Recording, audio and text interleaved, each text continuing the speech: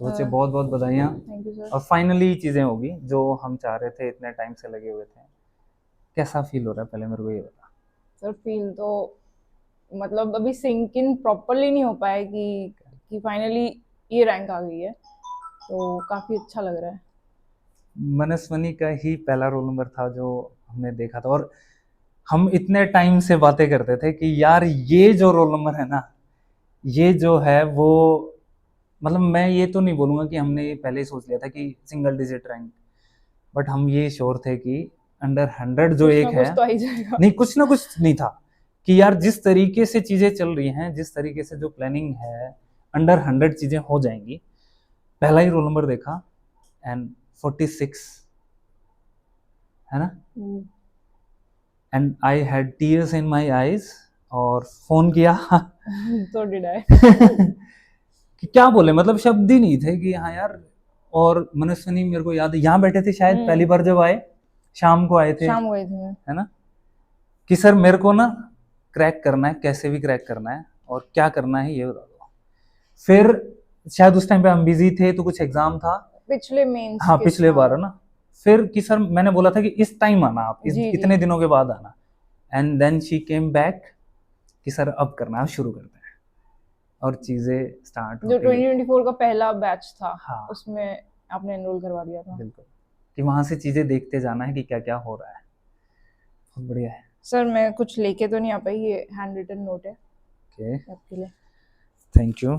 तो मेरे को पढ़ना है ये, जी या सर। मैं बाद में पढ़ूँ इसको? आप पढ़ भी सकते हैं सर। ठीक है, पढ़ लेते हैं। तेज family, thank you so much sir for being my mentor. I am truly glad to have found you all. You have been a potter's wheel to me, who have helped shape my journey. I came to the HCBS in 2024 June, and since then there is only moving forward in the right direction. Thank you for never letting me distract from my goal. Lokesh sir, you have been more than my mentor. You have truly been a friend with whom I have fought also. हाँ लड़ाई भी कर ली थी. You have scolded me, made me understand things, gave me clarity, and what not. Not even once I felt that you do not have time for my preparation. I am so glad to be your student. Rakesh sir, my words will feel short here. The day I was getting clueless, the day you held my steering, I'm so happy to be a part of the Age family. Your constant monitoring and mentoring, support, whether academic or non academic, you held it all together for us. Thank you to the entire Tej family. And if at all there is a chance for reappearing, please help me do that like always. Manaswani, RS 2024, rank 46। Thank you बच्चे। Thank you ये sir. किसी भी gift से ज़्यादा कीमती है हमारे लिए। जो इमोशंस और जो फीलिंग्स और जो रियलिटी मुझे मैं फील कर पा रहा था। Thank you so much. Thank you sir. एक बार आप ऑफ करेंगे सर। तो मनस्विनी एकदम दिल खोल के बोल, जी है ना, सर। ठीक है, आप इतने साल से जुड़े हो, इतना टाइम से तेज सिविल से जुड़े हो ना, जो मन करे कि क्या है तेज सिविल्स, क्या नहीं जी जी। है ना। अब तो आप कोर स्टूडेंट हो तेज सिविल्स के ना, तो आप सब कुछ बोल सकते हो, आपको पता है कि यहाँ कैसे होती हैं चीज़ें। ये इसलिए बताना बहुत ज़रूरी है ताकि लोग ट्रैप में ना आए। जी जी जी। मतलब तेज सिविल्स का मोटिव है ये भाई कि कोई ट्रैप में ना आए, लोग चीज़ें पता नहीं क्या क्या बेच देते हैं। तेज सिविल्स में प्रोडक्ट नहीं बेचा जाता। आप पहली बार आए, आपको कुछ नहीं दिया गया कुछ भी नहीं। होगा, आपको बोला ही नहीं गया होगा कि आप ये ज्वाइन कर लो। आज दिन तक कुछ नहीं किया। नहीं हाँ, कभी नहीं बोला ना कि ये ज्वाइन कर लो। नहीं कभी नहीं। तो आप एकदम शुरू से चीज़ें बताओ, क्या जर्नी है, कैसे कैसे चीज़ें हुई, आपका बैकग्राउंड क्या रहा, चीज़ें नहीं पता थी फिर भी चीज़ें की। ओके सर, मैं पहले एसबीआई में थी पीओ, फिर बाद में कंफर्म होके मैं डिप्यूटी मैनेजर बनी थी। पर उसके बाद मुझे रियलाइज़ हुआ कि मुझे आरएस, क्योंकि हालांकि वो वेलफेयर ओरिएंटेड ही था बट स्टिल लिमिटेड था पावर्स फाइनेंशियल। लिमिटेड हाँ होती हैं, ऑब्वियसली बात है। फिर मुझे मतलब RSIS आते थे ब्रांचेस में, हम्म। तो उनसे थोड़ा इन्फ्लुएंस भी होते मोटिवेशन थे, आया। तो वो कहते थे कि नहीं, मतलब अपनी प्रोफाइल बताते थे, ओके। तो फिर मुझे लगा कि ये करना चाहिए। तो मैं फिर तेज सिविल्स किसी के थ्रू रिकमेंडेशन मिली और मैं तेज सिविल्स में आई और ज्वाइन किया मैंने जून 2024 में। और I can truly vouch for them कि ऐसा राजस्थान में मेरे नॉलेज में ऐसा कोई कोचिंग भी नहीं है, ये एक मेंटोरशिप है ये। हाँ, कोचिंग तो नहीं है, कोचिंग बिल्कुल नहीं नहीं है, है। तो मेंटोरशिप है ये जो आपको शुरू से हैंड होल्ड करेगा, ऑथेंटिक सोर्सेज बताएंगे कि पर ये है मेहनत आपको करनी, पढ़ना आपको ही पड़ेगा वो अच्छा, आप। इसमें मैं एक ऐड ऑन कर देता हूँ। मैंने सुनी को ये नहीं पता था कि आरबीएससी की इंग्लिश मीडियम की किताबें हैं। जी, मुझे ज़्यादा कुछ नॉलेज नहीं थी क्योंकि मैं सीबीएसई स्टूडेंट थी, तो आरबीएसई का इतना जानकारी नहीं थी। और इवन स्टैंडर्ड बुक्स के बारे में भी इतनी जो राजस्थान स्पेसिफिक है वो भी नहीं मालूम थी। तो हर टेस्ट से पहले 1 वीक का टाइम होता था एक सब्जेक्ट के लिए, बिल्कुल। तो मैं लोकेश सर, राकेश सर से पूछती थी कि सर ये कहाँ से करना है, तो वो बताते थे ये इस बुक से करना है, ये सोर्स से करना है। मतलब कोई नोट्स नहीं है, आपको खुद से बनाने हैं नोट्स, पढ़ना खुद पड़ेगा। खुद ही है। हम आपको ऐसा नहीं कि पीडीएफ दे देंगे कि हाँ, आप जाके ये नोट्स आज पढ़ दिन तो कोई पीडीएफ नहीं मिली है, प्योरली बुकिश स्टडी है ये। और करंट अफेयर्स के लिए इवन सर ने अपनी तेज की करंट अफेयर्स भी सेल नहीं करी मुझे, मतलब तुझे जहाँ से सही लग रहा है ना करंट अफेयर्स वहां से पढ़ो। फिर हर टेस्ट के बाद पूरा मतलब थ्रू एंड थ्रू एनालिसिस होता था उसका। बहुत गलतियां करती थी। हाँ, बहुत गलतियां। फिर ये भी सर ये क्वेश्चन गलत तो हो गया है, ये क्वेश्चन ऐसा हो गया है, मिस प्रिंट हो गया है, सर लोकेश सर को भेज रही होती थी स्क्रीनशॉट्स। तो वो सब मतलब एक भी टेस्ट नहीं छोड़ा होगा बिल्कुल। जिसमें एनालिसिस नहीं हुआ है, 1-2 घंटे प्रॉपर एनालिसिस हुआ है। फिर मेंस का अच्छा, भी। इसमें मैं ये बता दूं कि मनस्विनी ने जैसे ये बोल रही है ना कि हर टेस्ट में एनालिसिस हुआ, इसने हर टेस्ट लिखा है, ये इंपॉर्टेंट है। एनालिसिस तो हमारा बाद का काम है, पहले गलतियां करना बहुत इंपॉर्टेंट है। जब तक आप टेस्ट नहीं लिखोगे तब तक हमें नहीं पता चलेगा कि आप क्या कर रहे हो। इसने सब टेस्ट लिखे हैं। प्री के तो आई थिंक एक हाँ। भी मिस नहीं हुआ है। बाकी फिर मेंस का आ गया था, प्री का हो गया था, तब भी बहुत ही था सर क्या होगा इस बार, बहुत टफ आया है, बहुत टफ। तो सर होगा होगा होगा।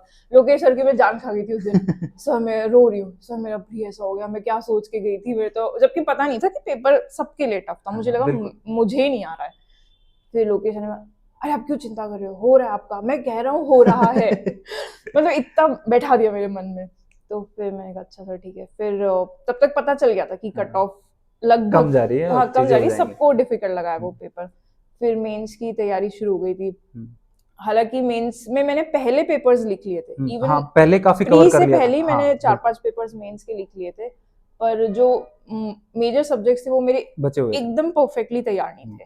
तो वो फिर मेंस की तैयारी सर ने शुरू कराई, तब भी सर ने बताया था कि ये पढ़ना है, ये पढ़ना है, बुक्स ही पढ़नी है, पब्लिक एड की बुक पढ़नी है सबकी।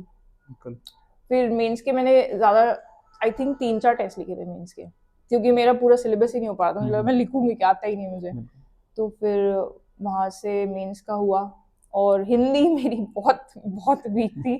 तो लोकेश सर पूरा की सर मुझे पूरे कोट्स की 30-30 पन्ने भेज रहे हैं, ये पढ़ लो आप, ये पढ़ लो आप, कोट्स पढ़ लो, ये पढ़ लो, यहाँ सोर्स है अच्छे अच्छे, मतलब जिन राइटर्स के कुछ कुछ चीजें भेजते थे सर मुझे कि ऐसे पढ़ो। फिर मैं ऐसा कहते आप पल्लवन लिख के भेजो मुझे, मैंने फर्स्ट पल्लवन लिखा, सर कहते ये क्या लिख दिया, क्या होगा इसका। तो सर एकदम बैठ गया, सर का फ्लैट हो गया कि तो क्या करेंगे अभी भगवान जाने। बट हाँ फिर उससे इम्प्रूव हुए।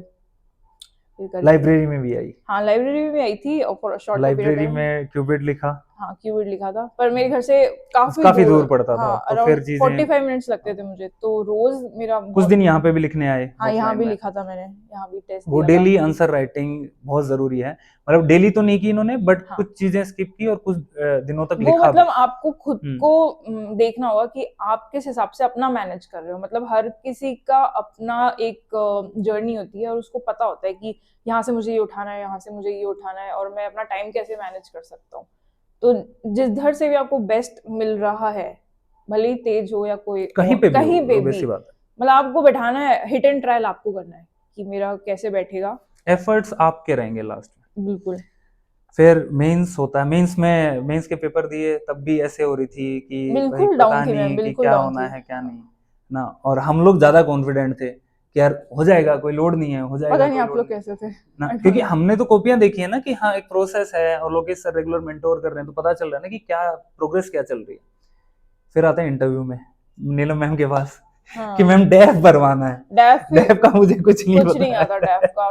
तो सेकंड थर्ड ही डे मैम हाँ, के पास में आ गई थी, मैम सर ने बोला कि मैम के पास जाओ, कि वो डेफ बैठ के बताएंगे एक एक चीज बताओ मेरे को कि क्या क्या है। सर्विस है, क्या होता है उस सर्विस में, पूरी प्रोफाइल बताई थी हमने, इसमें ये है, इसमें ये है।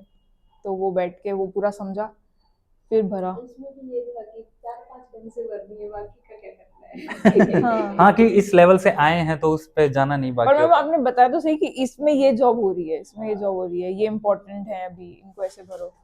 तो फिर वो डिस्कशन में आने लगी, फिर डिस्कशन में आई, हाँ है ना, डेली डिस्कशन में आई। डिस्कशन बहुत क्या अच्छा करती थी डिस्कशन। डिस्कशन इम्पोर्टेंट है फॉर एक बार आपको एक पाथ मिल जाएगा कि कैसे बोलना है। और मतलब मेरे लिए डिस्कशन ऐसा था कि जब मैंने ज्वाइन करा था तो मेरे थॉट्स थे, पर उनको आर्टिकुलेट कैसे करना है वो Words बहुत में नहीं आ रहा इंपॉर्टेंट था। है। तो वो जो एक दो स्टूडेंट मुझे ऐसे मिले थे जो बहुत अच्छा बोलते थे, बिल्कुल तो उनके साथ बैठ के मैं 2-3 दिन बैठी और मैंने देखा कि मतलब वो पूरा कोई टॉपिक है तो पूरा बैकग्राउंड लेके आ रहे हैं उसका, और चारों डायरेक्शन कवर कर रहे हैं। स्टेज पे आने पे तो डरती थी स्टार्टिंग में कि स्टेज नहीं पे सर आई मैं, नहीं, हाँ मैं कि स्टेज मैं पे नहीं आई नहीं। आऊंगी, हाँ हाँ बिल्कुल ही नहीं है, मना ही कर देती थी कि नहीं सर मेरे को आगे नहीं जाना, स्टेज मैं पे ऐसे मैं बैठ नहीं, के डिस्कशन कर लूंगी। हाँ वो करा था। फिर मेरा फर्स्ट पेज के साथ ही मॉक था, वो बहुत ही बुरा हुआ था, बहुत बुरा हुआ था वो वीडियो नहीं डालेंगे हम। फिर बाद में सर ने बताया ऐसे पढ़ो, अखबार पढ़ो, रोज दो दो अखबार आपने बताया था, 2 डेली पढ़ने हैं। तो ऐसा जर्नी हुआ था। अच्छा बच्चे इसमें एक चीज बता, जी सर। बुक्स को लेकर ना बहुत लोग कंफ्यूज रहते हैं ना, यहाँ पे जो एस्पिरेंट्स हैं उनको ये रहता है कि हमें कोई एक पीडीएफ दे दे, जी मैं इस पीडीएफ का रट्टा मार लूँ। एक तो वो चीज़ है, एक है बुक्स। मैं ये नहीं कह रहा कि उनसे सिलेक्शन नहीं होता, उनसे भी लोग सिलेक्ट होते हैं, लेकिन आपकी जो जर्नी है उसमें बुक्स की बहुत इंपॉर्टेंट है। जी आप जो लाइन पढ़ रहे हो वो किस तरीके से आप आर्टिकुलेट कर पाते हो अपने आंसर्स में, उसकी इंपॉर्टेंस बताओ बच्चों को। सर मैंने बुक्स ही पढ़ी है, और मतलब major part of my preparation I think 70% books को ही जाएगा। नोट्स ऐसा होता है जो टॉपिक बिल्कुल ही कहीं नहीं मिल रहा कहीं है नहीं मिल रहा। तो वो नोट्स आप रेफर कर सकते हो, अदरवाइज आपको आपका बेस अगर आपको बनाना है फाउंडेशन, वो बुक से ही मिलेगा, क्योंकि थ्रू एंड थ्रू आपको टॉपिक पता चलता है। और नोट्स में तो शायद शॉर्टकट में चीजें लिखी हाँ होती हैं तो आप सेंटेंस नहीं बना पाते। सेंटेंस नहीं बना पाते, हाँ, बिल्कुल। वो सेंटेंस में जो वर्ड्स नहीं है, कीवर्ड्स हाँ फिर हमारे मिस हो जाते हैं। हाँ आप बुक पढ़ लो फिर आप नोट्स रेफर कर भले ही सकते हो, बना कोई सकते दिक्कत हो। नहीं है। और बुक्स कौन सी पढ़नी है, एनसीईआरटी, आरबीएसई या रेफरेंस बुक भी पे भी गए?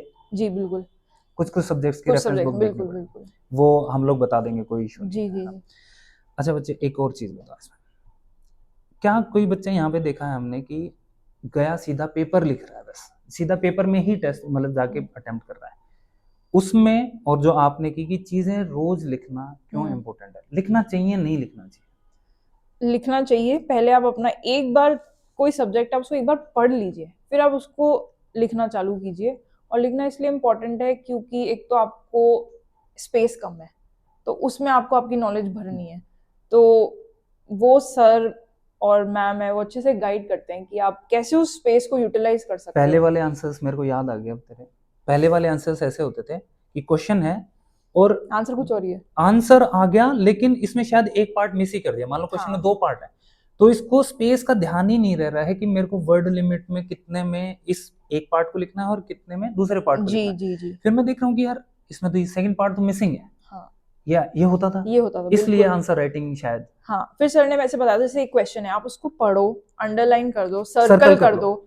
मतलब सर ऐसे आप क्वेश्चन भी ऐसे ही चेक करते थे हमारे, बिल्कुल अंडरलाइन बिल्कुल क्वेश्चन इस बिल्कुल, टाइप से, तो वो फिर पार्ट समझ में आने लगा, अच्छा सर ये भी चेक कर रहे हैं, ये भी चेक कर रहे हैं। क्योंकि क्वेश्चन में जो दिया है वो आप एड्रेस नहीं कर रहे हाँ तो फिर फायदा नहीं है, और वो चीजें रेगुलर जब आप प्रैक्टिस करते हो तभी डेवलप होती है। आप ये सोचते हो कि सीधा जाके मैं पेपर में ये दे दूंगा या संडे संडे को पेपर लिख के मैं ये चीज डेवलप कर सकता हूँ, तो बहुत टफ है ना।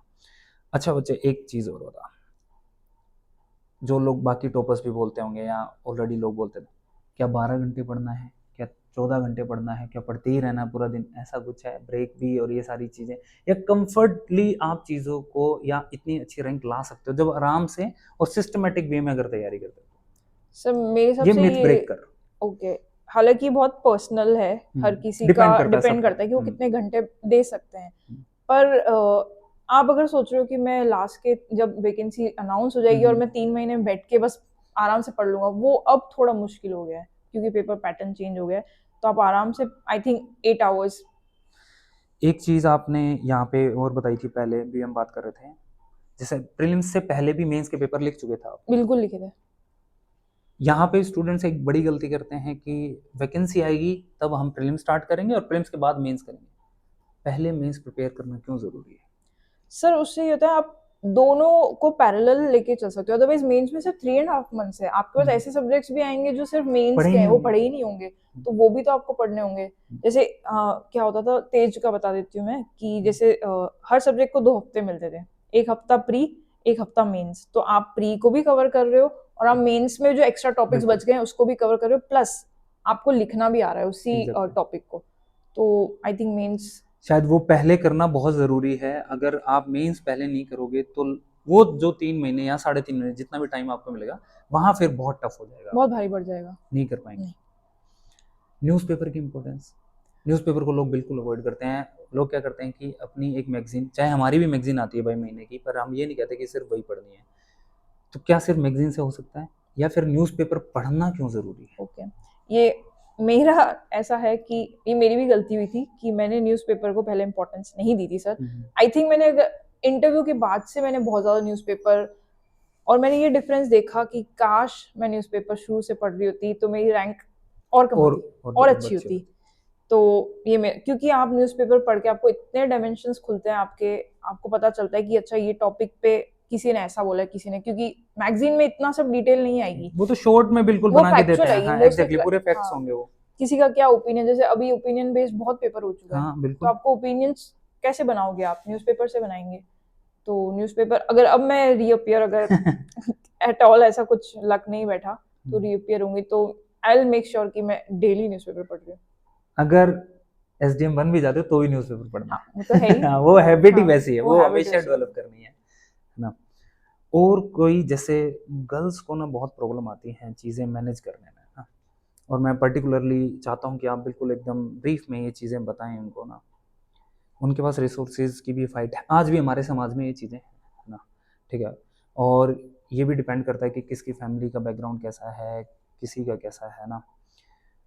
गर्ल्स को क्या मैसेज देना चाहते हो कि हाँ आपका बनना क्यों ज़रूरी? देखो, वैसे आप एक एग्जांपल सेट करते हो, जैसे आप भी अपनी फैमिली में एक एग्जांपल सेट हुए होगे। क्यों ज़रूरी है उनका समाज में बनना, कि हाँ इसलिए लड़कियां जाएं तैयारी करें, और आरएस की तैयारी क्यों करें?